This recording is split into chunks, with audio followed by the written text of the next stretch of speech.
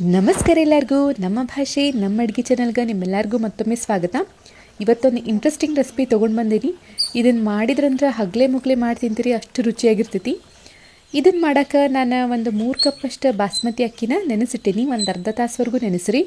ಬಾಸ್ಮತಿ ಅಕ್ಕಿ ಬೇಕಂತೇನಿಲ್ಲ, ನಿಮ್ಮ ಕಡೆ ಯಾವ್ದು ಅಕ್ಕಿ ಐತಲ್ಲ ಅದರಲ್ಲೇ ಮಾಡಬಹುದು. ಖರೆ ಅನ್ನ ಉದುರಾಗಬೇಕು. ನಾ ಈಗೇನು ವಾಟೆ ತೋರಿಸಿದ್ನಲ್ಲ ಆ ಅಳತೆಲೆ 3 ಕಪ್ಪಷ್ಟು ತೊಗೊಂಡೇನಿ. ಈಗ ಚಲೋತ್ನಂಗೆ ನಮ್ದು ಅಕ್ಕಿ ನೆಂದಾವು. ನಂತರ ಇದಕ್ಕೆ ಮತ್ತೇನು ಸಾಮಗ್ರಿ ಬೇಕಂತ ಹೇಳಿ ನೋಡೋಣ. ಈಗ ಹೆಂಗೂ ವಟಾಣಿ ಸೀಸನ್ ಐತಿ, ಒಂದು ಬಟ್ಲಷ್ಟು ವಟಾಣಿ ತೊಗೋರಿ. ಅಷ್ಟು ಮೆಂತ್ಯ ಸೊಪ್ಪನ್ನ ಸ್ವಚ್ಛಂಗೆ ತೊಳೆದು ಅದನ್ನು ಈ ರೀತಿ ಹೆಚ್ಚಿಟ್ಕೋರಿ. ಹೆಚ್ಚಿ ತೊಳಿಬಾರ್ದು ಯಾವತ್ತು, ತೊಳೆದದನ್ನು ಸ್ವಲ್ಪ ಒಣಗಿಸಾದ್ಮೇಲೆ ಹೆಚ್ಚಬೇಕು. ನಂತರ ನಾವು ಮಸಾಲೆ ಹರ್ಕೊಳ್ಳೋಣ. ಮಸಾಲೆಗೆ ಒಂದು ಸ್ವಲ್ಪ ಫ್ರೆಶ್ಶಂಗೆ ಕೊಬ್ಬರಿ ತುರ್ಕೊಂಡೆ ನಾನು, ಅದನ್ನು ಹಾಕ್ಕೊಳಕತ್ತೀನಿ. ಒಂದು 3 ಚಮಚಷ್ಟು ತೊಗೋರಿ. ಆಮೇಲೆ ಸ್ವಲ್ಪ ಕೊತ್ತಂಬರಿ, ಸ್ವಲ್ಪ ಕರಿಬೇವು, ಖಾರಕ್ಕೆ ಹಸಿಮೆಣ್ಸಿನ್ಕಾಯಿ. ನಾ ಇಲ್ಲೇ ಮೀಡಿಯಮ್ ಖಾರ ಮಾಡತ್ತೀನಿ. ಸ್ವಲ್ಪ ಬೆಳ್ಳುಳ್ಳಿ ತೊಗೊಂಡಿನಿ, ಆಮೇಲೆ ಅಲ್ಲ ಅಥವಾ ಹಸಿ ಶುಂಠಿ. ಈಗ ಇದನ್ನೆಲ್ಲನೂ ನೀಟಾಗಿ ಹರ್ಕೊಳ್ಳೋಣ. ಅಗದಿ ನುಣ್ಣಗೆ ಪೇಸ್ಟ್ ಆಗಬೇಕಾ ಆ ರೀತಿ ನಾವು ಹರ್ಕೋಬೇಕು. ಆದಷ್ಟು ನೀರನ್ನ ಕಡಿಮೆ ಹಾಕ್ರಿ.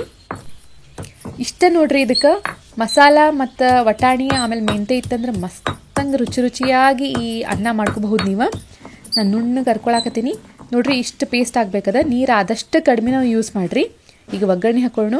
ಒಗ್ಗರಣೆಗೆ ಒಂದು ಭಾಂಡೆ ಇಟ್ಕೊಳತ್ತೀನಿ. ಸ್ವಲ್ಪ ಎಣ್ಣೆ ಜಾಸ್ತಿ ಹಾಕ್ರಿ ಅಂದ್ರೆ ಮಸ್ತ್ ರುಚಿ ಆಗ್ತೈತಿ. ಈಗ ಎಣ್ಣೆ ಕಾದ ತಕ್ಷಣ ನಾವು ಇದಕ್ಕೆ ಡ್ರೈ ಹೋಲ್ ಸ್ಪೈಸಸ್ ಹಾಕೊಂಡು, ಜೊತೆಗೆ ನಾನು ಒಂದು ಸ್ವಲ್ಪ ಇಲ್ಲೇ ಬಡೆ ಸೊಪ್ಪು ಹಾಕ್ಕೊಂಡಿನಿ. ಏನೇನು ಹಾಕ್ಕೊಂಡೆ ಅಂದರೆ ಚಕ್ಕೆ, ಲವಂಗ, ಯಾಲಕ್ಕಿ, ಆಮೇಲೆ ಸ್ವಲ್ಪ ಬಡೆ ಸೊಪ್ಪು, ಆಮೇಲೆ ಗೋಡಂಬಿ ಇದ್ರೆ ಗೋಡಂಬಿ ಹಾಕೋರಿ. ಗೋಡಂಬಿ ಹಾಕೋದ್ರಿಂದ ಭಾರಿ ರುಚಿ ಕೊಡ್ತೈತಿ. ಈಗ ಗೋಡಂಬಿನ ಕೆಂಪಾಗೋವರೆಗೂ ನಾವು ಹುರ್ಕೊಳ್ಳೋಣ. ಪಲಾವ್ ಎಲೆ ಇತ್ತಂದ್ರೆ ಅದನ್ನು ಹಾಕೋರಿ.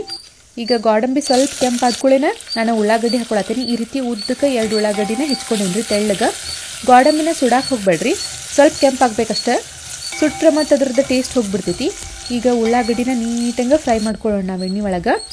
ನಂತರ ಅರ್ಧದ ಮಸಾಲೆ ಹಾಕೊಳತ್ತೀನಿ. ಇದ್ರದ್ದು ಹಸಿ ವಾಸನೆ ಹೋಗ್ಬೇಕು, ಅಲ್ಲಿ ಮಟ್ಟ ಫ್ರೈ ಮಾಡ್ಕೊರಿ. ಉಳ್ಳಾಗಡ್ಡಿನ ದಪ್ಪ ಹೆಚ್ಚಕ್ಕೆ ಹೋಗ್ಬೇಡ್ರಿ, ಈ ರೀತಿ ತೆಳ್ಳಗೆ ಉದ್ದುದಕ್ಕನ ಹೆಚ್ಚರಿ.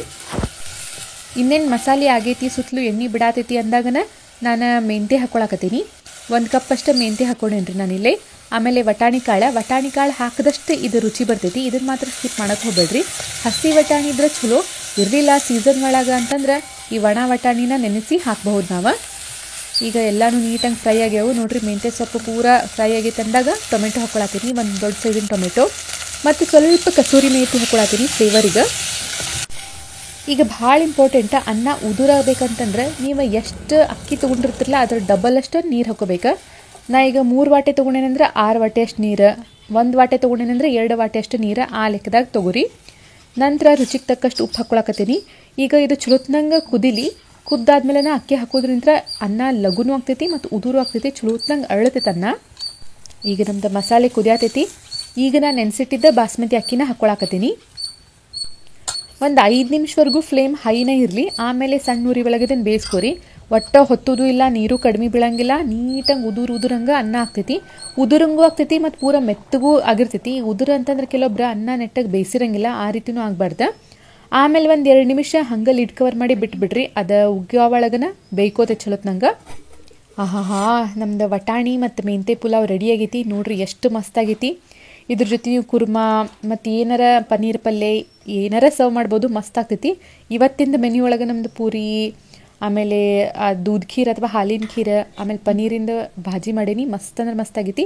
ನೋಡಿದ್ರಲ್ಲ ಈ ರೈಸ್ ಹೆಂಗೆ ಮಾಡೋದು ಅಂಥೇಳಿ ನೀವು ಟ್ರೈ ಮಾಡಿರಿ. ಹೆಂಗಾಗೈತೆ ಅಂಥೇಳಿ ನಮ್ಗೆ ತಿಳಿಸ್ರಿ. ನಮ್ಮ ಚಾನಲ್ಗೆ ಹೊಸ್ತಾ ಬಂದರೆ ಸಬ್ಸ್ಕ್ರೈಬ್ ಆಗಿರಿ.